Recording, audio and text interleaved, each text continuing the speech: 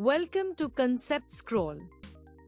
Today we are studying Class 10 Mathematics, Chapter Probability. This is Part 4 of 8, where we will learn about 4.2.1 Outcomes and Events.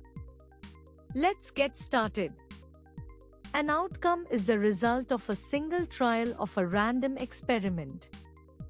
An event is a collection of one or more outcomes. In probability, we are often interested in finding the probability of an event, such as getting ahead when tossing a coin or getting an even number when rolling a die. The set of all possible outcomes is called the sample space. For example, when rolling a die, the possible outcomes are 1, 2, 3, 4, 5, and 6. An event may consist of one or more of these outcomes. For instance, the event, getting an even number, consists of the outcomes 2, 4, and 6. The probability of an event is calculated by counting the number of favorable outcomes and dividing by the total number of possible outcomes. It is important to clearly define the event and list all possible outcomes before calculating probability.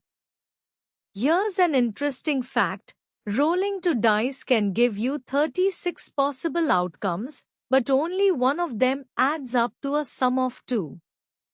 Key takeaways: an outcome is the result of a single trial. An event is a collection of one or more outcomes. The set of all possible outcomes is called the sample space. Events can be simple, one outcome, or compound, more than one outcome.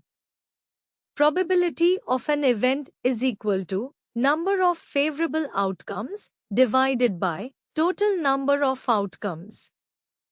Clearly defining the event is important for correct calculation. In the next part, we continue with probability on ConceptScroll.